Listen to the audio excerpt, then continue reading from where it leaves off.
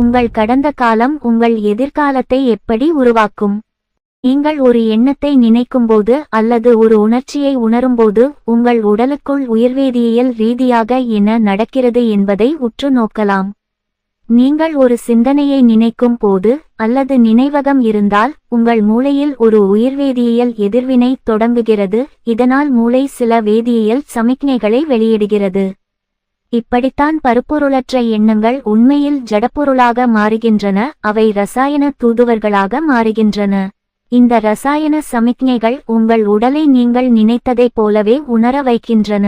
நீங்கள் ஒரு குறிப்பிட்ட வழியை உணர்கிறீர்கள் என்பதை நீங்கள் கவனித்தவுடன் நீங்கள் எப்படி உணர்கிறீர்கள் என்பதற்கு சமமான எண்ணங்களை உருவாக்குகிறீர்கள். பின்னர் நீங்கள் சிந்திக்கும் விதத்தை உணர உங்கள் மூளையில் இருந்து அதிக இரசாயனங்களை வெளியிடுகிறீர்கள்.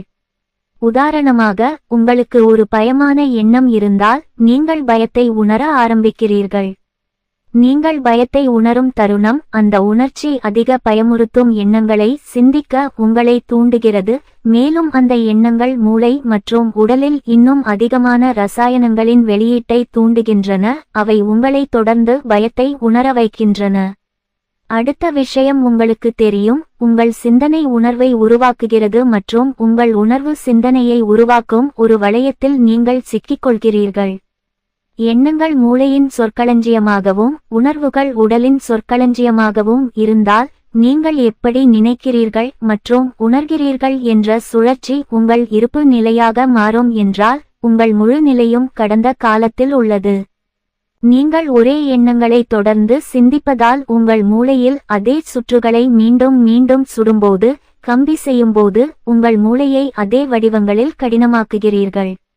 இதன் விளைவாக உங்கள் மூளை உங்கள் கடந்த கால சிந்தனையின் ஒரு கலைப்பொருளாக மாறுகிறது. மேலும் காலப்போக்கில் அதே வழிகளில் தானாகவே சிந்திப்பது எளிதாகிறது. அதே நேரத்தில் நீங்கள் மீண்டும் மீண்டும் அதே உணர்ச்சிகளை உணரும்போது, நான் சொன்னது போல் உணர்ச்சிகள் உடலின் சொற்களஞ்சியம் மற்றும் கடந்த கால அனுபவங்களின் வேதியியல் எச்சங்கள். நீங்கள் உங்கள் உடலை கடந்த காலத்திற்கு நிபந்தனை செய்கிறீர்கள். எனவே இப்போது தினசரி அடிப்படையில் உங்களுக்கு என்ன அர்த்தம் என்பதை பார்ப்போம். உணர்வுகள் மற்றும் உணர்ச்சிகள் கடந்த கால நிகழ்வுகளின் வேதியியல் இறுதி தயாரிப்புகள் என்பதை பற்றி நீங்கள் கற்றுக்கொண்டதை பொறுத்தவரை, நீங்கள் காலையில் எழுந்து உங்களை அழைத்த பழக்கமான உணர்வை தேடும் தருணம் உங்கள் நாளை கடந்த காலத்தில் தொடங்குகிறீர்கள். எனவே உங்கள் பிரச்சினைகளை பற்றி நீங்கள் சிந்திக்கத் தொடங்கும்போது அந்த பிரச்சினைகள் குறிப்பிட்ட நேரங்களிலும் இடங்களிலும் வெவ்வேறு நபர்கள் அல்லது விஷயங்களின் கடந்த கால அனுபவங்களின் நினைவுகளுடன் இணைக்கப்பட்டுள்ளன. மகிழ்ச்சியின்மை போன்ற பழக்கமான உணர்வுகளை உருவாக்குகின்றன. பயனின்மை, சோகம், வலி, துக்கம், கவலை, விரக்தி, தகுதியின்மை அல்லது குற்ற உணர்வு. அந்த உணர்ச்சிகள் உங்கள் எண்ணங்களை இயக்குகின்றன என்றால் நீங்கள் எப்படி உணர்கிறீர்கள் என்பதை விட அதிகமாக சிந்திக்க முடியாவிட்டால் நீங்கள் கடந்த காலத்திலும் சிந்திக்கிறீர்கள். அந்த பழக்கமான உணர்ச்சிகள் அந்த நாளில் நீங்கள் செய்ய போகும் தேர்வுகள், நீங்கள் வெளிப்படுத்த போகும் நடத்தைகள் அல்லது உங்களுக்காக நீங்கள் உருவாக்கப் போகும் அனுபவங்களை பாதித்தால் நீங்கள் கணிக்கக்கூடியதாக தோன்றப் போகிறீர்கள். உங்கள் வாழ்க்கை அப்படியே இருக்கும். இப்போது நீங்கள் எழுந்தவுடன் உங்கள் அலாரத்தை அணைக்கிறீர்கள். நீங்கள் படுக்கையில் படுத்துக் கொள்ளும்போது உங்கள் பேஸ்புக், உங்கள் இன்ஸ்டாகிராம், உங்கள் வாட்ஸ்அப், உங்கள் ட்விட்டர், உங்கள் உரைகள், உங்கள் மின்னஞ்சல்கள், பின்னர் செய்திகள் உங்கள் ஆளுமையை மீண்டும் உறுதிப்படுத்தி உங்கள் கடந்த நிகழ்கால தனிப்பட்ட யதார்த்தத்துடன் இணைக்கும்போது இப்போது நீங்கள் யார் என்பதை நினைவில் கொள்கிறீர்கள். அப்புறம் பாத்ரூம் போங்க. நீங்கள் கழிப்பறையை பயன்படுத்துகிறீர்கள், பல் துலக்குகிறீர்கள், குளித்து ஆடை அணிந்து கொள்கிறீர்கள், பின்னர் சமையலறைக்குச் செல்கிறீர்கள். நீங்கள் கொஞ்சம் காபி குடித்துவிட்டு காலை உணவு சாப்பிடுகிறீர்கள். ஒருவேளை நீங்கள் செய்திகளை பார்க்கலாம் அல்லது உங்கள் மின்னஞ்சலை மீண்டும் சரிபார்க்கலாம். நீங்கள் ஒவ்வொரு நாளும் பின்பற்றும் அதே வழக்கம் இது. பின்னர் நீங்கள் அதே பழைய வழியை பயன்படுத்தி வேலைக்குச் செல்கிறீர்கள். நீங்கள் அங்கு சென்றதும் முந்தைய நாள் பார்த்த அதே சக ஊழியர்களுடன் தொடர்பு கொள்கிறீர்கள். நேற்று நீங்கள் செய்த அதே கடமைகளைச் செய்வதில் உங்கள் நாளை கழிக்கிறீர்கள். அதே உணர்ச்சிகளுடன் வேலையில் அதே சவால்களுக்கு நீங்கள் எதிர்வினையாற்றலாம். அப்புறம் வேலை முடிஞ்சதும் வீட்டுக்கு போறீங்க. ஒருவேளை நீங்கள் அதே மளிகை கடையில் நிறுத்தி நீங்கள் விரும்பும் உணவை வாங்கி எப்போதும் சாப்பிடலாம். நீங்கள் இரவு உணவிற்கு அதே உணவை சமைக்கிறீர்கள். அதே நேரத்தில் உங்கள் வாழ்க்கை அறையில் ஒரே இடத்தில் அமர்ந்து அதே தொலைக்காட்சி நிகழ்ச்சியை பார்க்கிறீர்கள். பின்னர் நீங்கள் எப்போதும் செய்யும் அதே வழியில் படுக்கைக்கு தயாராகிறீர்கள். நீங்கள் பல் துலக்குகிறீர்கள். உங்கள் வலது கையால் உங்கள் வாயின் மேல் வலது பக்கத்திலிருந்து தொடங்குகிறது. நீங்கள் படுக்கையின் அதே பக்கத்தில் ஊர்ந்து செல்கிறீர்கள். ஒருவேளை நீங்கள் கொஞ்சம் படிக்கலாம், பின்னர் நீங்கள் தூங்கச் செல்கிறீர்கள். இதே நடைமுறைகளை நீங்கள் மீண்டும் மீண்டும் செய்தால் அவை ஒரு பழக்கமாக மாறும். ஒரு பழக்கம் என்பது அடிக்கடி மீண்டும் செய்வதன் மூலம் நீங்கள் பெறும் தானியங்கி, மயக்கமற்ற எண்ணங்கள், நடத்தைகள் மற்றும் உணர்ச்சிகளின் தேவையற்ற தொகுப்பாகும். அடிப்படையில் உங்கள் உடல் இப்போது தன்னியக்க பைலட்டில் உள்ளது, தொடர்ச்சியான நிரல்களை இயக்குகிறது. காலப்போக்கில் உங்கள் உடல் மனமாக மாறும். நீங்கள் இந்த வழக்கத்தை பல முறை செய்துள்ளீர்கள். உங்கள் மூளை அல்லது நனவான மனதை விட சில விஷயங்களை எவ்வாறு சிறப்பாகச் செய்வது என்பது உங்கள் உடலுக்கு தெரியும். நீங்கள் தன்னியக்க பைலட்டை இயக்கி மயக்கமடைகிறீர்கள், அதாவது நீங்கள் அடுத்த நாள் காலையில் எழுந்திருப்பீர்கள், அடிப்படையில் அதே விஷயங்களை மீண்டும் செய்வீர்கள். மிகவும் உண்மையான அர்த்தத்தில் அதே பழக்கமான கடந்த காலத்தில் நீங்கள் மீண்டும் மீண்டும் செய்து வருவதன் அடிப்படையில் உங்கள் உடல் உங்களை அதே கணிக்கக்கூடிய எதிர்காலத்திற்கு இழுக்கிறது. நீங்கள் அதே எண்ணங்களை நினைப்பீர்கள், பின்னர் அதே உணர்ச்சிகளை உருவாக்கும், அதே அனுபவங்களை உருவாக்கும், அதே நடத்தைகளுக்கு வழிவகுக்கும், அதே தேர்வுகளை செய்வீர்கள். காலப்போக்கில் நீங்கள் மூளையில் ஹார்ட்வயர்டு நரம்பியல் நெட்வொர்க்குகளின் தொகுப்பை உருவாக்கியுள்ளீர்கள், மேலும் கடந்த காலத்தில் வாழ உங்கள் உடலை உணர்ச்சி ரீதியாக நிபந்தனை செய்துள்ளீர்கள். அந்த கடந்த காலம் உங்கள் எதிர்காலமாக மாறும். உங்கள் நாளின் காலவரிசையை நீங்கள் பார்த்து கொண்டிருந்தால், காலையில் எழுந்ததில் தொடங்கி அன்றிரவு நீங்கள் படுக்கைக்கு செல்லும் வரை தொடர்ந்தால், நேற்று அல்லது இன்று உங்கள் கடந்த காலம் அந்த காலவரிசையை எடுத்து நாளை எதிர்காலம் ஒதுக்கப்பட்ட இடத்தில் வைக்கலாம். ஏனென்றால் இன்று நீங்கள் எடுத்த அதே செயல்கள் நாளை நீங்கள் எடுக்கப் போகிறவை, அதற்கு அடுத்த நாள், அதற்கு அடுத்த நாள். அதை எதிர்கொள்வோம். நேற்று போலவே அதே வழக்கத்தை நீங்கள் வைத்திருந்தால், உங்கள் நாளை உங்கள் நேற்றையதைப் போலவே இருக்கும் என்பதை இது அர்த்தப்படுத்துகிறது. உங்கள் எதிர்காலம் என்பது உங்கள் கடந்த காலத்தின் மறுபதிப்பு மட்டுமே. ஏனென்றால் உங்கள் நேற்றைய தினம் உங்கள் நாளையை உருவாக்குகிறது. படத்தை பாருங்கள். அந்த செங்குத்து கோடுகள் ஒவ்வொன்றும் அதே சிந்தனையை பிரதிநிதித்துவப்படுத்துகின்றன. இது ஒரு தானியங்கி நடத்தையை தொடங்குகிறது. இது ஒரு பழக்கமான உணர்வு அல்லது உணர்ச்சியை உருவாக்கும் அறியப்பட்ட அனுபவத்தை உருவாக்குகிறது. நீங்கள் அதே வரிசையை மீண்டும் உருவாக்கினால், காலப்போக்கில் அந்த தனிப்பட்ட படிகள் அனைத்தும் ஒரு தானியங்கி நிரலாக ஒன்றிணைகின்றன. ஒரு நிரலுக்கு உங்கள் இலவச விருப்பத்தை இழப்பது இதுதான். அம்புக்குறி நீங்கள் போக்குவரத்தில் வேலைக்கு வாகனம் ஓட்டுவதற்கும் நீங்கள் மீண்டும் தாமதமாக போகிறீர்கள் என்பதை அறிவதற்கும் உங்கள் வழியில் உலர் வீணரால் நிறுத்த முயற்சிக்கப்படுவதற்கும் இடையில் எங்காவது அறியப்படாத அனுபவத்தை குறிக்கிறது. உங்கள் மனமும் உடலும் அறியப்பட்ட நிலையில் உள்ளன என்று நாம் கூறலாம். அதே பழக்கமான கடந்த காலத்தில் நீங்கள் செய்ததை அடிப்படையாக கொண்ட அதே கணிக்கக்கூடிய எதிர்காலம், மேலும் அறியப்பட்ட குறிப்பிட்ட எதிர்காலத்தில் தெரியாதவற்றுக்கு இடமில்லை. உண்மையில் புதிதாக ஏதாவது நடந்தால், உங்கள் நாளின் அதே கணிக்கக்கூடிய காலவரிசையை மாற்ற அந்த நேரத்தில் தெரியாத ஒன்று உங்கள் வாழ்க்கையில் வெளிவந்தால், உங்கள் வழக்கத்தின் இடையூறு குறித்து நீங்கள் எரிச்சலடைவீர்கள். நீங்கள் அதை தொந்தரவாகவும் சிக்கலாகவும் சிரமமாகவும் கருதுவீர்கள். நீங்கள் சொல்லலாம், நாளை வர முடியுமா? இது சரியான நேரம் அல்ல. உண்மை என்னவென்றால், கணிக்கக்கூடிய வாழ்க்கையில் தெரியாதவர்களுக்கு இடமில்லை. ஆனால் கணிக்கக்கூடியதாக இருப்பது தெரியாதது எவ்வாறு செயல்படுகிறது என்பது அல்ல. தெரியாதது அறிமுகமில்லாதது, நிச்சயமற்றது, ஆனால் இது உற்சாகமானது, ஏனெனில் இது நீங்கள் எதிர்பார்க்க முடியாத அல்லது எதிர்பார்க்க முடியாத வழிகளில் நிகழ்கிறது. எனவே நான் உங்களிடம் கேட்கிறேன், உங்கள் வழக்கமான கணிக்கக்கூடிய வாழ்க்கையில் தெரியாதவற்றுக்கு உங்களுக்கு எவ்வளவு இடம் உள்ளது? அறியப்பட்டவற்றில் தங்கியிருப்பதன் மூலம் ஒவ்வொரு நாளும் அதே எண்ணங்களை சிந்திக்கும் அதே வரிசையை பின்பற்றுவது, அதே தேர்வுகளைச் செய்வது, அதே திட்டமிடப்பட்ட பழக்கங்களை நிரூபிப்பது, அதே நியூரான்களின் அதே நெட்வொர்க்குகளை அதே வடிவங்களில் முத்திரையிடும் அதே அனுபவங்களை மீண்டும் உருவாக்குவதன் மூலம் நீங்கள் என்று அழைக்கப்படும் அதே பழக்கமான உணர்வை மீண்டும் உறுதிப்படுத்துகிறீர்கள். நீங்கள் மீண்டும் மீண்டும் அதே அளவிலான மனநிலையை மீண்டும் செய்கிறீர்கள். காலப்போக்கில் அந்த குறிப்பிட்ட வரிசைகளில் ஏதேனும் ஒன்றை அடுத்த முறை மிகவும் எளிதாகவும் சிரமமின்றியும் செய்ய உங்கள் மூளை தானாகவே நிரலாக்கம் செய்யப்படுகிறது. பின்னர் அடுத்த முறை மற்றும் இவ்வாறே. இந்த தனிப்பட்ட படிகள் ஒவ்வொன்றும் ஒரு முழுமையான படியில் ஒன்றிணைக்கும்போது யாரோ அல்லது ஏதோ ஒன்றின் அனுபவத்தை பற்றிய பழக்கமான சிந்தனை ஏதோ ஒரு நேரத்தில் அனுபவத்தின் உணர்வின் எதிர்பார்ப்பை தானாகவே உருவாக்கும்.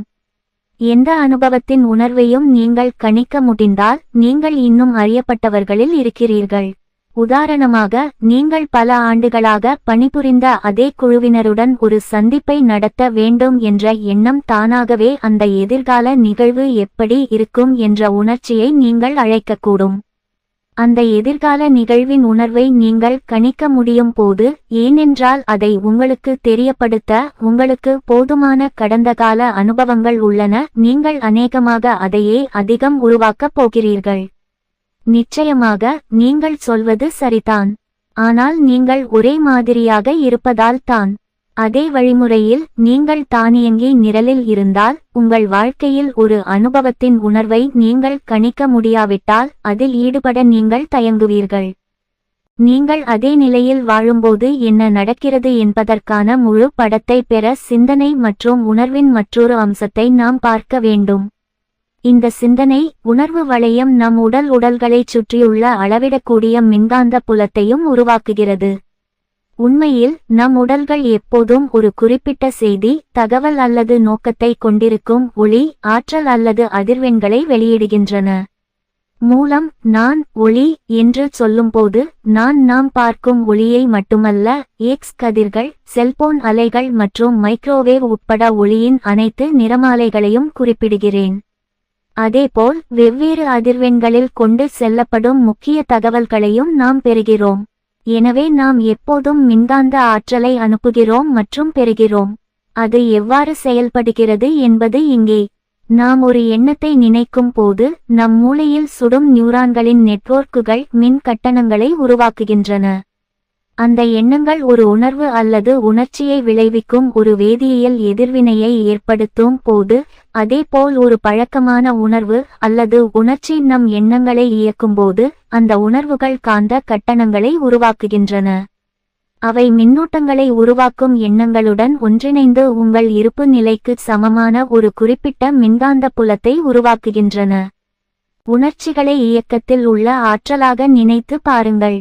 ஒரு வலுவான உணர்ச்சியை அனுபவிக்கும் ஒருவர் ஒரு அறைக்குள் நடக்கும்போது அவர்களின் ஆற்றல் அவர்களின் உடல் மொழியை தவிர பெரும்பாலும் மிகவும் தெளிவாக இருக்கும். மற்றொரு நபர் கோபமாகவோ அல்லது மிகவும் விரக்தியாகவோ இருக்கும்போது அவர்களின் ஆற்றலையும் நோக்கத்தையும் நாம் அனைவரும் உணர்ந்திருக்கிறோம்.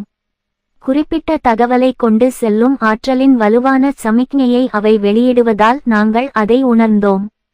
மிகவும் பாலியல் நபர், துன்பப்படும் ஒரு நபர் அல்லது அமைதியான, அன்பான ஆற்றலை கொண்ட ஒரு நபருக்கும் இது பொருந்தும். அந்த ஆற்றல்கள் அனைத்தையும் உணரவும் முடியும். நீங்கள் எதிர்பார்ப்பது போல வெவ்வேறு உணர்ச்சிகள் வெவ்வேறு அதிர்வெண்களை உருவாக்குகின்றன.